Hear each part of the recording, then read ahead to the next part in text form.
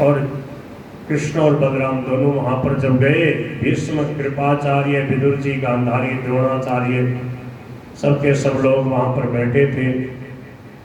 सब लोग दुखी हो रहे थे कि पांडव लोग बेचारे जल के मर गए। तो भगवान भी उनके जैसे जैसे वो लोग करें वैसे ही भगवान अज्ञानियों में अज्ञानी जैसा बनकर नाटक करने लगे। और भगवान उन सबसे ज्यादा जोर से बांग मार के भगवान रोए, बोले हाय हाय मेरा अर्जुन कहाँ गया, हा कष्टम, हाय मेरा अर्जुन, हाय मेरी बुआ कुंती, ऐसे कर करके भगवान रोए। जब भगवान रोए, भगवान रोने का नाटक कर रहे, विदुर जी और भीष्म जी तो समझ रहे थे, वो तो मनी मन हंस रहे। और धृतराष्ट्र ने समझ लिया कि ये द्वारकाधीश कृष्ण इस प्रकार से रो रहा है, इसका मतलब वास्तव में पांडव ही मरे। भगवान चाहते थे कि अभी ये भेद नहीं खुले, अभी बेचारे पांडवों का ब्याह करवाना, अभी विवाह भी नहीं हुआ था। लाक्षागृह के बाद में फिर वनों में भटकते रहे, फिर राजा द्रुपद के यहाँ पर पहुंचे। वहाँ द्रौपदी का लक्ष्य भेद करके अर्जुन ने पानी ग्रहण किया, पांचों भाइयों का विवाह हुआ, उससे पहले की बात है। भगवान जब उधर गए हुए थे पांडवों के वहाँ, पांडवों के शोक के लिए धृतराष्ट्र के यहाँ हस्तिनापुर में, पीछे से अक्रूर और कृतवर्मा नाम के जो यदुवंशी थे उनका दिमाग खराब हो गया। और उन्होंने क्या किया कि ये अक्रूर जी ने सोचा कि ये मणि मेरे को मिल जाए ना तो मैं खूब दान पुण्य करूं, यज्ञ करूं, पंडितों को दक्षिणा दूं। ये इस लोभी सत्राजित के पास है, ये कुछ नहीं करता। तो उन्होंने एक दुष्ट व्यक्ति को तैयार कर लिया, उसका नाम था शतधन्वा। उससे कहा कि तेरे को बहुत सारा सोना मिलेगा, तो हमारा एक काम कर दे। क्या? बोले ये मणि जैसे तैसे तो सत्राजित के पास से लेके आ जा। बोले कि इसमें तो महाराज जोखिम का काम है, एक दूसरे का मरना भी हो सकता, बोले भले ही हो जाए। तो उसने क्या किया, शयानम अवधीत लोभा, उस मणि के लोभ से उस पापी शतधन्वा ने सोते हुए सत्यभामा जी के पिता सत्राजित जी को मार डाला। देखो ये कथाएं हैं इतिहास की, हमारे लिए बहुत बड़ी शिक्षा है कि जोखिम की वस्तु किसी सामान्य व्यक्ति के पास रहेगी तो कुछ भी हो सकता है। इसलिए भगवान लीला करके बता रहे हैं, ज़्यादा कीमती चीज़ हो तो बड़े लोगों को दे दो, राजकोष में जमा करा दो और निर्भय रहना चाहिए। स्त्रीणाम क्रोशमानानाम, अब जब वह मर गया सत्राजित तो माताएं बहनें जो थी वो रोने लगी। सत्यभामा जी ने अपने पिता को देखा, राम राम हत्वा पशुन सौनिक वन मणिमादाय जगनिवान, जैसे किसी पशु को मार डालता है कसाई, ऐसे ही सत्राजित को मार करके और वह शतधन्वा वो मणि को लेकर वहां से भाग गया। सत्यभामा जी ने अपने पिता के उस शरीर को तेल के कढ़ाई में रख दिया जिससे उसमें दुर्गंध न आवे, और स्वयं रथ चला करके वह हस्तिनापुर भगवान श्री कृष्ण को ये सब बातें बताने के लिए गई। जैसे ही भगवान श्री कृष्ण ने देखा सत्यभामा जी आई है रथ पे सवार होकर, बोले क्या बात है? बोले मेरे पिताजी मारे गए, उस मणि के कारण से मेरे पिताजी की हत्या हो गई। यहाँ पर भी भगवान ने पूरा नाटक किया। अहो न परमम कष्टम राम, हमारे तो बड़ा कष्ट आपड़ा राम। बड़े जोर से विलाप करने लगे, रोने लगे। सत्यभामा रोए ना, उससे जोर से भगवान रो के बता रहे। तब सत्यभामा जी ने देखा ये मेरे कितने प्रेम करते मेरे पिताजी से।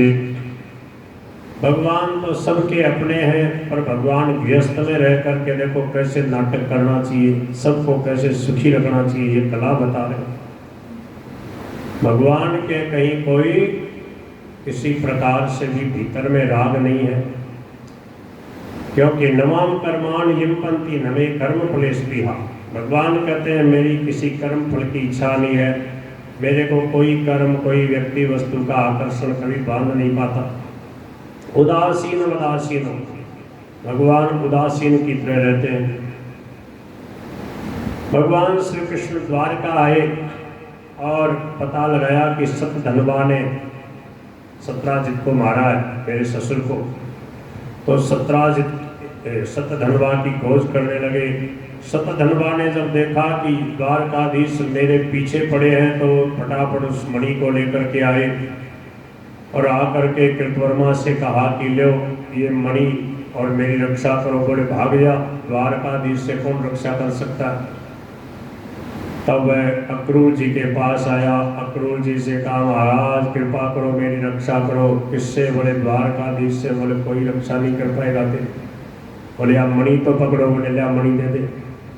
तो अब वो मणि अक्रूर जी ने ले ली। मणि अक्रूर जी लेकर गए। वहां से 9-2-11 हो गई, द्वारका से भाग गई। सतधनवा अपने बहुत तेज तरार घोड़े पे चढ़ करके वहां से भाग चला। भगवान श्री कृष्ण को पता लग गया कि वह यहाँ से भाग गया। तो भगवान कृष्ण बलराम अपने रथ पे सवार होकर के उसका पीछा किया। गरुड़ध्वजम आरुह्य रथम राम जनार्दनो गरुड़ध्वजम आरुह्य। द्वारका पश्चिम है ना, पश्चिम समुद्र में वहां द्वारका और वहां से सतधनवा सतयोजन मानी एक दिन में 100 कोस चला जाए। सतयोजन का मतलब 100 कोस नहीं, 400 कोस। ऐसा तेज उसका घोड़ा था। उस घोड़े से वह तेजी से दौड़ता जा रहा। भगवान का रथ भी कम तेज नहीं था, भगवान उसका पीछा करते जा रहे। और उस समय यही घोड़े और रथों के हिसाब की सड़क बनाई जाती थी। तो तेजी से वह घोड़ा दौड़ता हुआ जा रहा। लोग सोच रहे हैं इतनी तेजी से दौड़ रहा है, थमता ही नहीं है, क्या बात है। लोग समझ जाते हैं कोई इमरजेंसी काम है, कोई विशेष नहीं, किसी को सूचना पहुंचाने के लिए कोई जा रहा होगा। तो कोई लोग कुछ कहते नहीं थे। ऐसे कोई जाता तो सब लोग मार्ग दे देते थे उसको। जैसे इमरजेंसी वाली वो आती ना गाड़ी, पी पी पी पी करती, कोई रोगी को लेकर। तो सब जयपुर में तो मैंने देखा एक अलग से उसके लिए सड़क छोड़ी हुई है। उस सड़क पे वो गाड़ी जाती है या बस जाती है, दूसरी घुस जाए तो जुर्माना लग जाता है। तो अब वो तेजी से भागता जा रहा, मिथिलापुरी पहुंच गया। देखो कहाँ पश्चिम में द्वारका और कहाँ पूर्व में मिथिलापुरी, पूरा आर पार कर दिया पूरे देश को। मिथिलापुरी के पास में जंगल में भागता जा रहा था। अब उसका घोड़ा थक गया, थक करके घोड़ा जो है मर गया नीचे गिर करके। अन्मायातम महावेगै रस्वै राजन गुरुद्रोहम मिथिलायाम उपवने विसृज्य पतितम हयम। जब घोड़ा गिर गया तब वह पदभ्याम अधावत, अब वह पैदल ही ऊबड़ खाबड़ रास्ते से दौड़ने लगा। भगवान श्री कृष्ण ने देखा कि यह ऊबड़ खाबड़ रास्ते से जा रहा है। भगवान श्री कृष्ण ने कहा ठीक है चल, तो कहाँ तक चलता, तेरे पीछे ही आ रहा हूँ। पदा तेरा भगवान तस्य पदा तिस्तिक मने बिना। भगवान भी पैदल ही उसके पीछे दौड़े, वो बहुत तेजी से भागता जा रहा। तो भगवान ने कहा तो कितनी तेजी से भाग, तेरे को छोड़ने वाला नहीं। भगवान के पास 2 आयुध हैं, एक तो गदा है और एक चक्र है। समझ में आ रही आपको? पास में होगा तब तो गदा से सल्ट लेते हैं उसको, और दूर होगा तो भी जा नहीं सकता। भगवान ने चक्र फेंक के मारा उसके गले पे। चक्रेण सिर उत्कृत्य, उसका सिर काट डाला। और जब उसका सिर धड़ से अलग हो गया, अब वो गिर गया। भगवान श्री कृष्ण ने उसके सब कपड़े खोल करके सब जगह देखा, कहीं उसकी पगड़ी में या कहीं भी उसके मणि जब नहीं मिली। भगवान श्री कृष्ण आए, बलदेव जी से बोले कि अलब्ध मणिरागत्य। कृष्ण आहा ग्रजांतिकम। अग्रज, अग्रज मानी बलदेव जी, अग्रज अंतिकम मणि पास में आकर के भगवान बोले वृथा हत शतधनुर्मणिस्तत्र न विद्यते। शतधनवा तो व्यर्थ ही मारा गया, इसके पास तो मणि नहीं है। तत आह बलो नूनम सैमणि शतधन्वना कस्मिंश्चित् पुरुषे न्यस्तम अन्ववेश पुरम व्रज। भगवान बलराम जी ने कहा, इसमें संदेह नहीं कि सतधन वाले स्यमंतक मणि को किसी ने किसी के पास रख दिया। अब तुम द्वारका जाओ और उसका पता लगाओ। ये बात बलदेव जी ने ऊपर से कही। मन में बलदेव जी ने क्या समझा कि कन्हैया को मणि तो मिल गई है, मेरे को नहीं देगा, किसी अपनी पटरानी को देगा, तो क्या करें, कोई बात नहीं, कह रहा है तो मान लो। और ठीक है कन्हैया, नहीं मिली तो नहीं सही, अब तुम जाओ द्वारका, हम थोड़ा यहाँ पर अहम विदेहम इच्छामि, मैं इस विदेह नगरी में जाऊँगा। यहाँ के राजा हमारे भक्त हैं, द्रष्टुम प्रियतमम मम इत्युक्त्वा मिथिलाम राजन विवेश यदुनंदन है। जैसे ही बलदेव जी को आया हुआ देखा, मिथिला नरेश ने बड़े आदर के साथ उनके पांव पखारे और अपने आसन से उठ करके बहुत विधि विधिवत जो है उनका बड़ी भारी सामग्रियों से पूजन किया। बलदेव जी कई वर्षों तक मिथिलापुरी में ही रहे। अर्हयामास विधिवत अर्हणीयम समर्हणई उवास कश्याम कतिचिन मिथिलायाम समाविभु। इसके बाद समय पर धृतराष्ट्र के पुत्र दुर्योधन ने बलराम जी से गदा युद्ध की शिक्षा ग्रहण की। अपनी प्रिया सत्यभामा का प्रिय कार्य करके भगवान श्री कृष्ण द्वारका लौट आए। उनको यह समाचार सुना दिया कि सतधनवा को मार डाला गया है, परंतु स्यमंतक मणि उसके पास नहीं मिली। इसके बाद उन्होंने भाई बंधुओं के साथ अपने ससुर सत्राजित की वे सब और दुदैहिक क्रियाएं करवाई, जिनसे मृतक प्राणी का परलोक सुधरता है।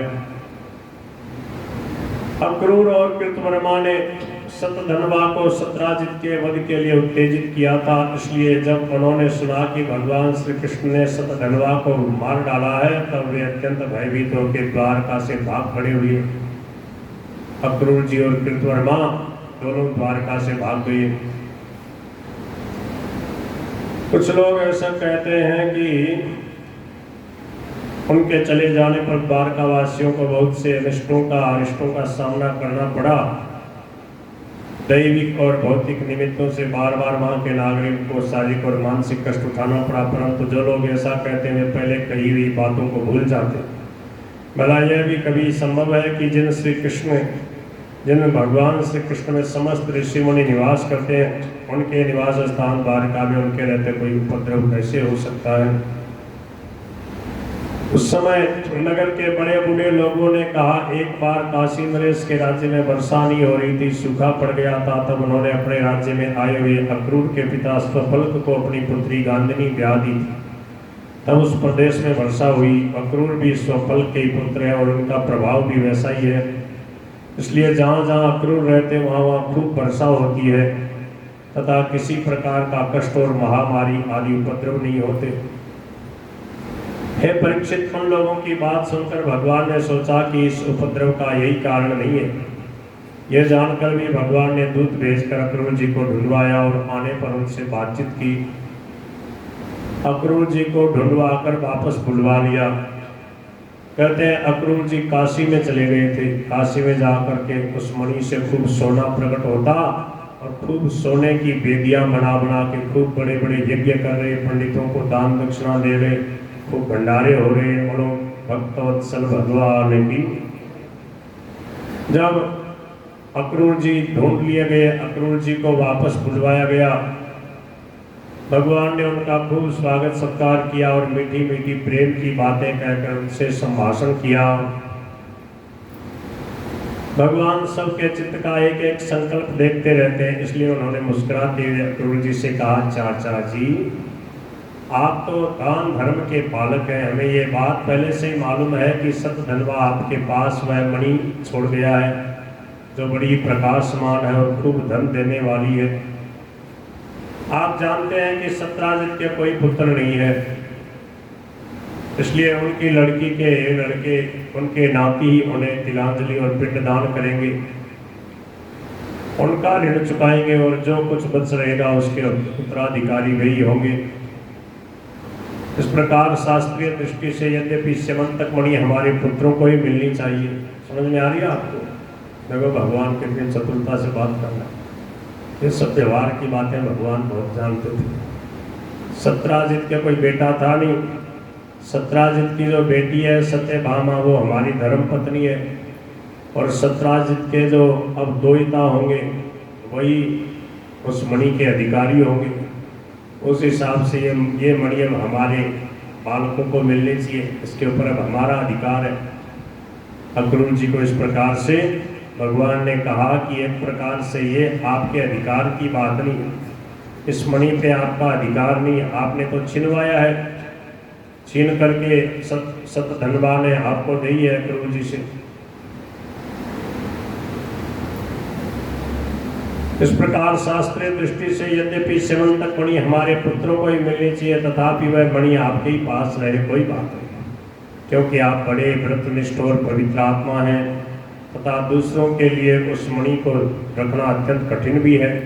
हर कोई रख भी नहीं सकते, क्योंकि डरते हैं ऐसी जोखिम की चीज़ को कौन रखे, फिर कोई मार डाले उसके लिए। हमारे सामने एक बहुत बड़ी कठिनाई ये आ गई है कि हमारे बड़े भाई जी बलदेव जी भी ये मणि को लेकर के हमारे पे पूरा विश्वास नहीं कर रहे।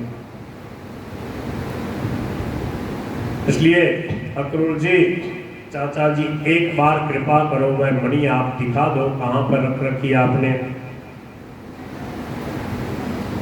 हमारे इष्ट मित्र बलराम जी सत्यभामा और जामवती का संदेह दूर कर दीजिए और उनके हृदय में शांति का संचार कीजिए।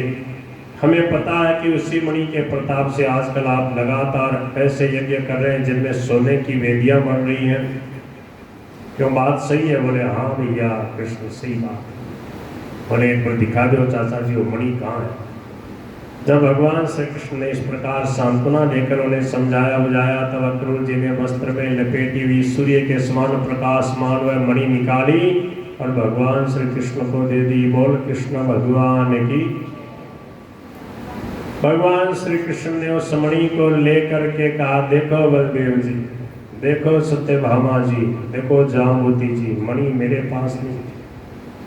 मेरे तो झूठा ही कलंक लग रहा है इस मणि का। मैं तो सोच रहा था सही आदमी के पास, उग्रसेन जी के पास, राजा जी के पास रहती है, पर वहाँ तक कोई अभी तक पहुँची नहीं। आपस में ही बंटवारा करते रहे, फिर ये मेरे ऊपर आया कलंक। बलदेव जी ने भी विश्वास नहीं किया, इन्होंने भी समझ लिया कि मैंने मणि को छुपा रखा। देखो बलदेव जी, मेरे पास नहीं थी, चाचा जी के पास निकली। ऐसा कह करके भगवान ने फिर वह मणि अक्रूर जी को ही दे दी, खुद नहीं रखी। बलदेव जी का हृदय भराया। बलदेव जी खड़े हुए श्याम सुंदर को हृदय से लगा लिया। बोलो कृष्ण बलराम की। मानो ये दिखा रहे हैं कि देखो ये धन संपत्ति ऐसी चीज है कि जल्दी हर कोई किसी पे विश्वास करता ही नहीं। सर्वशक्तिमान भगवान श्री कृष्ण के पराक्रमों से परिपूर्ण यह आख्यान समस्त पापों, अपराधों और कलंकों का मार्जन करने वाला है। परम मंगलमय है। जो इसे पढ़ता है, सुनता और स्मरण करता है, वह सब प्रकार की अपकीर्ति और पापों से छूटकर शांति का अनुभव करता है। बोलो श्री द्वारकाधीश भगवान की। तो भगवान के 3 ब्याह हो गए। एक तो पहला तो विदर्भ देश की भीष्मक नंदिनी रुक्मिणी जी के साथ, दूसरा जाम्बवती, जामवंत की कन्या जाम्बवती जो दिव्य रूपा देव स्वरूपा है, और तीसरा हुआ सत्राजित नाम का जो यदुवंशी है उसकी बेटी सत्यभामा के साथ। 2 विवाह इस मणि ने करवाई। ये मणि वाली कथा है। अब चौथा विवाह भगवान का कालिंदी श्री यमुना जी के साथ में हो रहा है। एक बार की बात है, एकदा पांडवान दृष्टुम प्रतीतान पुरुषोत्तम है इंद्रप्रस्थम गतः श्रीमान युधानादिभिर्वृतः है। एक बार भगवान श्री कृष्ण अपने प्यारे पांडवों से मिलने के लिए इंद्रप्रस्थ में आए हुए थे। इंद्रप्रस्थ समझते हो? नई दिल्ली जो है इंद्रप्रस्थ। कहाँ से आए? भगवान द्वारका से। पांडवों से मिलने के लिए नई दिल्ली में भगवान आया करते थे, और हरियाणा में भी भगवान आते रहते थे, इसलिए नाम हो गया हरियाणा। भगवान आते थे इधर, ये नाम आज भी देखो भगवान के नाम से हरियाणा नाम चल रहा है। हरियाणा के लोग बड़ा गौरव महसूस करते हैं कि प्रभु के नाम से हमारे प्रांत का नाम चल रहा है। हरियाणा हरियाणा हरियाए हरियाणा। बोल गिरधर गोपाल की।